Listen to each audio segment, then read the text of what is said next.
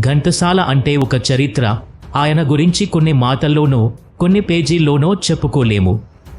అప్పట్లో ఒక వైపున ఎన్టీఆర్, మరో వైపున ఏఎన్నార్, ఇద్దరు హీరోలు కూడా ఎవరి సినిమాలతో వారు బిజీ. ఆ ఇద్దరి సినిమాలకి పాటలు పాడుతూ ఘంటసాల గారు మరింత బిజీగా ఉండేవారు. పాటైనా పద్యమైనా ఘంటసాల గారు పాడవలసిందే అనే రోజులది. ఘంటసాల గారికి సంగీత సాహిత్యాలపై మంచి పట్టు ఉండేది. సంగీతాన్ని ఒక తపస్సులా భావించి సాధన చేసిన మహాముని. పల్లెటూరులో పుట్టి పెరగడం వలన జానపదాలపై కూడా ఆయనకు కావలసినంత పట్టు ఉండేది. ఘంటసాల గారు ఎక్కువగా తెల్లని వస్త్రాలు ధరించి మల్లె పువ్వులా కనిపించేవారు. ఆయనది కల్లాకపటం లేని మనస్సు. ఆ స్వచ్ఛత ఆయన పాటల్లోనూ కనిపించేది, వినిపించేది. తాను మహాగాయకుడినని ఆయన పొంగిపోయిన సందర్భాలు ఎక్కడా కనిపించవు. నిర్మలమైన నవ్వుతో ఆయన అందరినీ ఆకట్టుకునేవారు. వచ్చిన దానితోనే సంతృప్తిని పొందేవారు.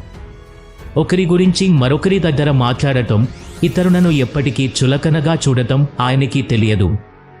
ఆయనకి తెలిసిందల్లా ఎదుటివారిని ప్రేమించడం, గౌరవించడం మాత్రమే. అప్పట్లో సంగీతంపై మంచి పట్టు ఉన్న సంగీత దర్శకులలో ఘంటసాల గారి పేరు ఇండస్ట్రీలో మానం రోగుతూ ఉండేది. ఘంటసాల గారు కూడా ఒక వైపున పాడుతూ మరోవైపున సంగీత దర్శకుడిగా అద్భుతమైన సంగీతాన్ని అందించారు. గాయకుడిగా, సంగీత దర్శకుడిగా ఘంటసాల గారు అందుకున్నన్ని విజయాలను అందుకున్నవారు మరొకరు లేరు అని చెప్పుకోవచ్చు.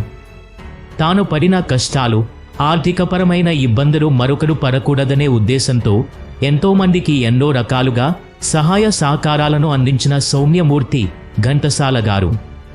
అయితే ఘంటసాల గారు కూడా సొంత సినిమాలను నిర్మించి చేతులు కాల్చుకున్నారు. ఘంటసాల గారిలో మంచితనం ఎక్కువ. అందువలన ఆయనలో కావలసినంత మొహమాటం సహజంగానే ఉండేది. మొహమాటం ఉన్నవారు వ్యాపారాలు చేయకూడదని అందరూ అంటారు.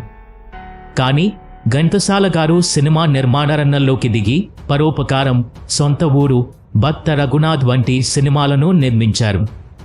ఆ సినిమాలు ఆయన్ని అప్పుల పాలు చేశాయి. ఆ అప్పులను తీర్చుకోవడానికి ఆయన ఆస్తులను అమ్ముకోవలసి వచ్చింది. డబ్బుల కోసం డబ్బింగ్ సినిమాల్లో పాటలు కూడా పాడవలసి వచ్చింది. ఒక చిత్తూరు నాదయ్య, ఒక సావిత్రి, ఒక కాంతారావు, ఒక ఘంటసాల. వీరిలో ఎవరిని చూసినా తమ మంచితనం, అమాయకత్వం కారణంగానే నష్టపోవడమే ఎక్కువగా కనిపిస్తుంది.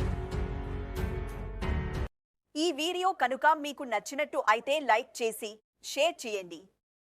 అలాగే మీ అభిప్రాయాలను కామెంట్ రూపంలో తెలియచేయండి.